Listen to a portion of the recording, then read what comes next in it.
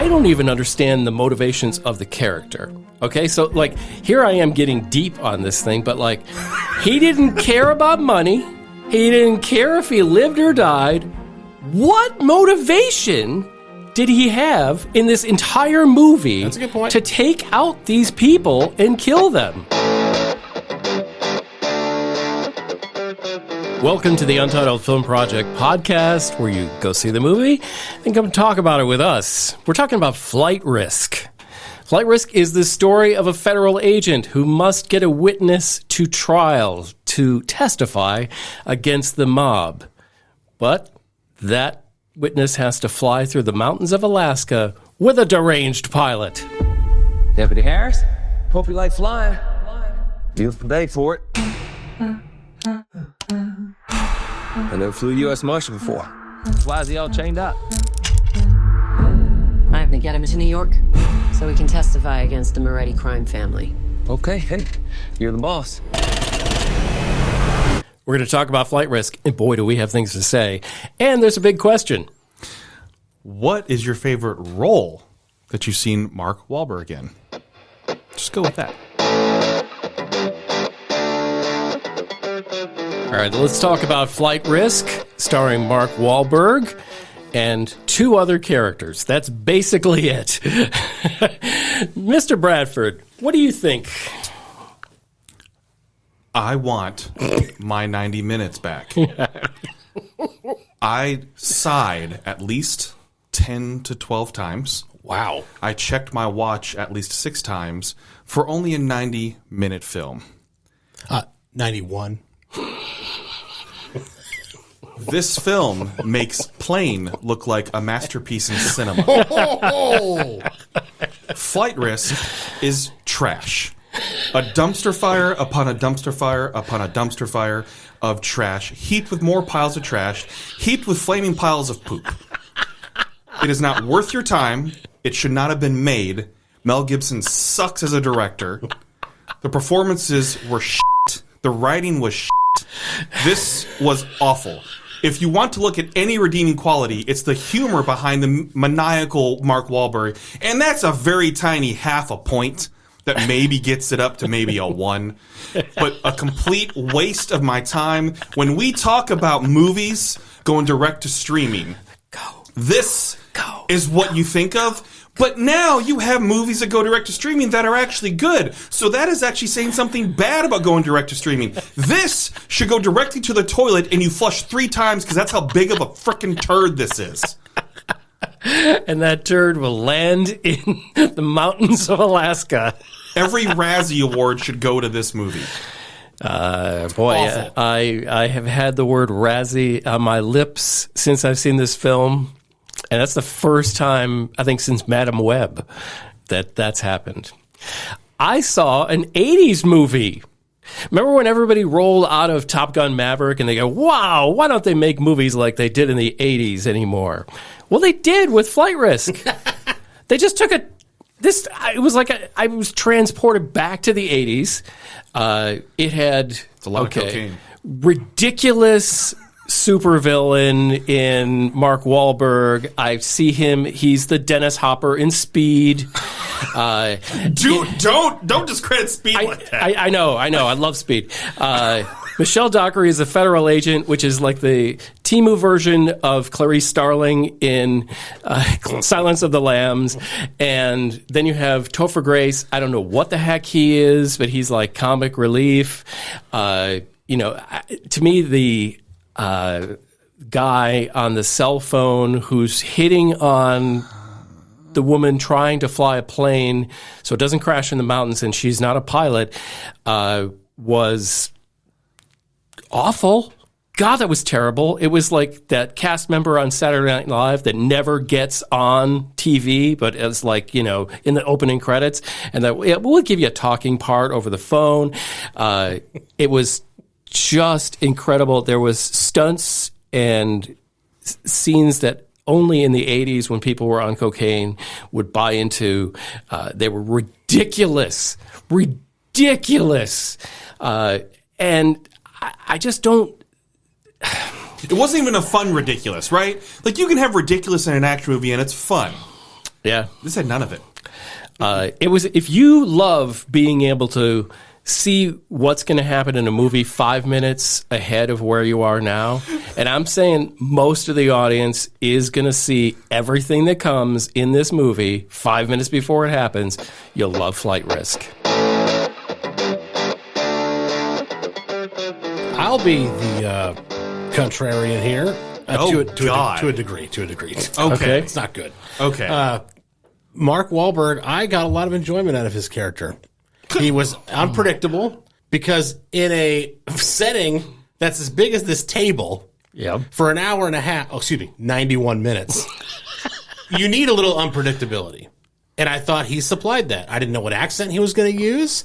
I didn't know what he was going to say next. Was it going to be offensive? Was it not going to be offensive? Was he going to try to help? Was he going to try to hurt? It was very schizophrenic on top of the multiple personality. It was all kinds of stuff wrapped into one. I have to imagine he had a fun time shooting this movie. As an actor, when you get to do 4 or 5 different things with one character. You mean when you go for 10 weeks just to get a paycheck, or 10 days just to get a paycheck? Yeah, maybe so. And Flight Simulator from the mall?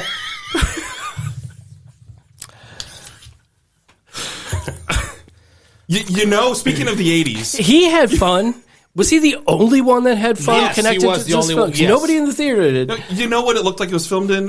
When you go in the 80s and 90s in the mall and they had those big canisters of Flight Simulator, you pay like $5 to go ride it for a 3-minute thing? Yeah. That's what this is filmed in, and that was the quality of it. Yeah. Okay. Go ahead. Let me just finish off by go just for saying it. that- Sorry. Yeah, No, that's okay. I realize- Because this is my key takeaway. I wrote about this on the Untitled Film Project Pod.com. Michelle Dockery and Topher Grace were completely forgettable. They were just warm bodies in a shot that needed 3 people. He almost wasn't a warm body. No, well, that's Right, okay, they that's a good point. tried to make him not one. Yeah. The close-ups that were supposed to be intense did not work for her. He was not funny. I may have chuckled once, and I don't even think it was his line. I think it was something else. So that part didn't work. Mark Wahlberg is the only reason this is a watchable movie. And notice I'm saying the word watchable. That's the adjective I'm using. He's definitely getting a Golden Raspberry nomination for this film.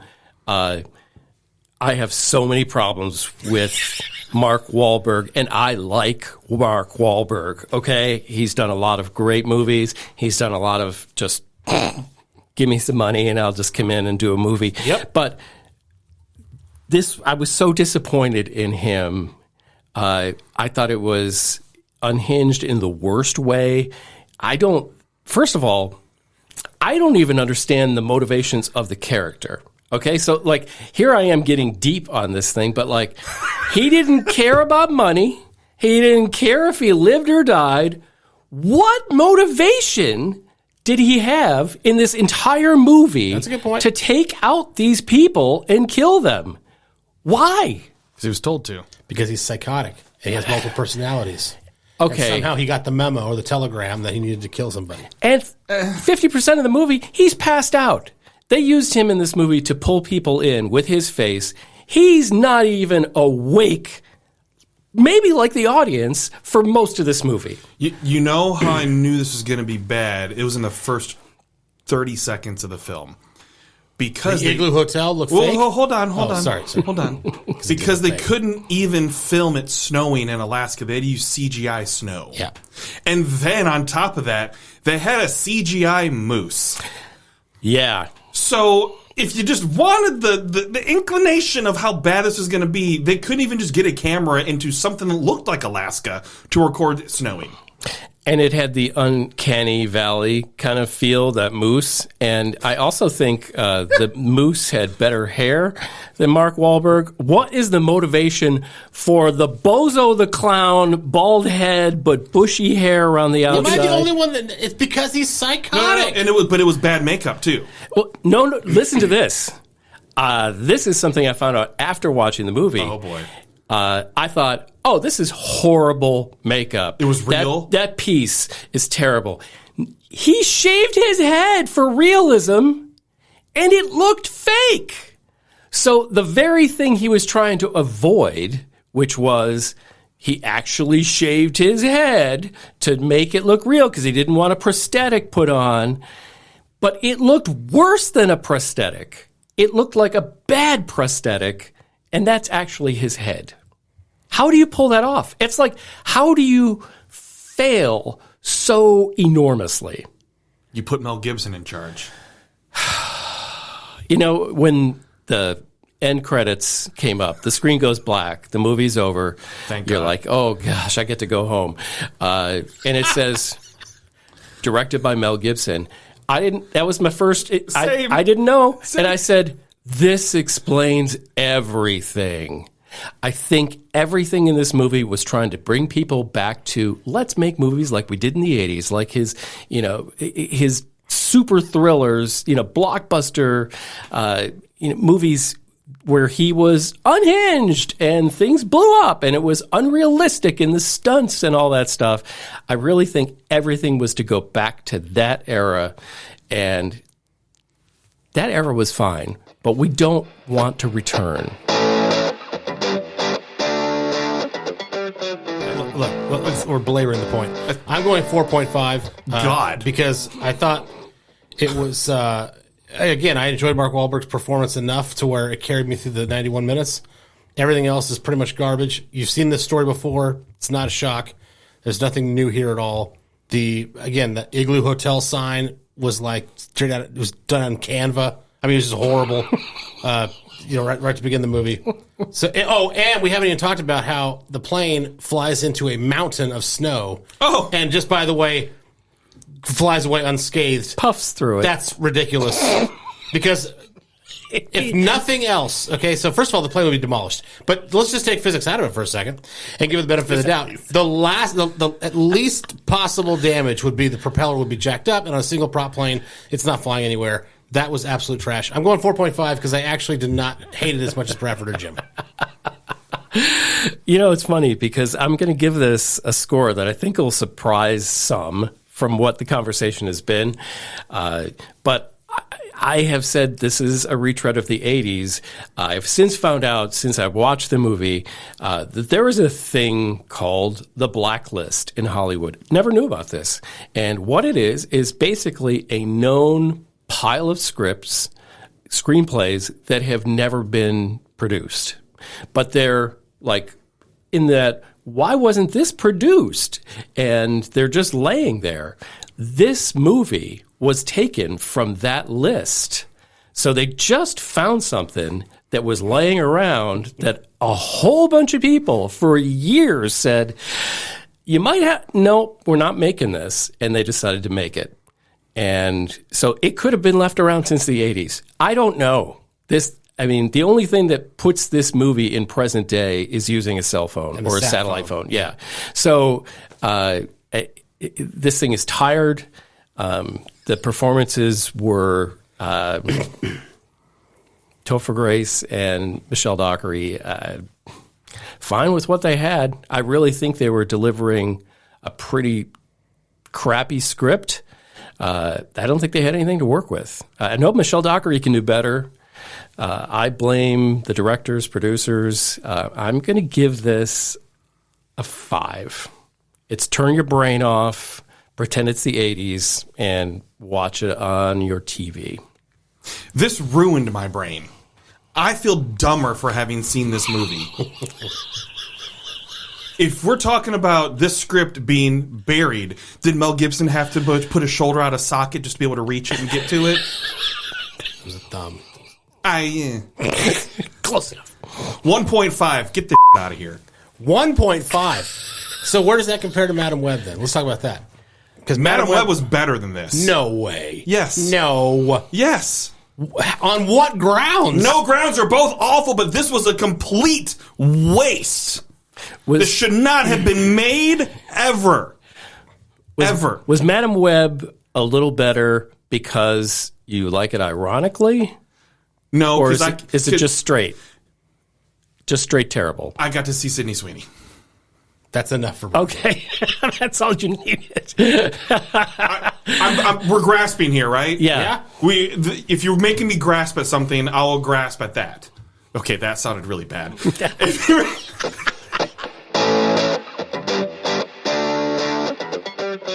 All right, now it's time for the big question. We do it at the end of every episode. We want your input as well. Hit us up on socials. Go to the Untitled Film Project Pod.com to find out everything you need to know. Bradford, what's our question today? All right, the question is, what is your favorite Mark Wahlberg role? All right, let's show him some love. We're trying to redeem him here. Trying to. Okay, Gover. Mm-hmm. Let's hear it from you, bud. This is a slam dunk for me. I don't even need to look at his IMDb. It's The Departed. The Departed. The Departed. Just absolutely awesome movie. Solid One choice. of the best movies I've ever seen front to back. Like a full contained movie. Every minute was awesome. Except for maybe the Jack Nicholson drug use scene off the bed that didn't seem to fit. Other than that, it's tremendous. His role in Departed, he's just this thwarted detective, I guess. Staff Sergeant Sean Dignam, which is a great name for his character, by the way. Yeah. Just straight Boston boy who, just tries to get justice, but does it in a very interesting way. Every other word is the F-bomb. It's just great. That is Mark Wahlberg at his pinnacle, in my opinion, is Staff Sergeant Sean Dignam in The Departed. Is Mark Wahlberg at his best when he's using his hometown Boston accent? Or is that just coincidental? I'd be willing to say yes, because even I don't want to say anymore because I don't want to take anybody's. All right. Yeah. Justin Bradford, your favorite Mark Wahlberg role? Well, since I had the inspiration for the question, this is kind of Mark Wahlberg adjacent, but it is him. Okay. Let's go to Andy Samberg on Saturday Night Live with Say Hello to Your Mother for Me. Say hello to your mother for me. And Mark Wahlberg did join eventually and Yes, get he that did. right, but I just love that iconically. And I will Yeah. say, I really did enjoy him in The Other Guys. I thought that was a fun movie. The other guys is fun. Yeah. Oh, thanks for taking mine. That's mine. Oh, man. But no, it's okay because I have two. Oh, I good. have two. I have A and B. Because for a serious role, I will say I loved him in The Fighter, which, again, he's using his full Boston accent, right? But The Other Guys is one of the most underrated comedies. I can't think of a movie that I quote more, people that I know that have seen it. You make a reference like Desk Pop, and then you just look around the room and a bunch of people smile. That movie, Mark Wahlberg's comedy chops, we have to give him all the credit for that. Things like Ted, and there's so many. He's got a solid comedic, repertoire to draw from. That to me, it's harder to pick what's your favorite comedic Mark Wahlberg role, where he was trying to be funny on purpose instead of the way we were laughing at him in Flight Risk. Why didn't anybody pick Transformers?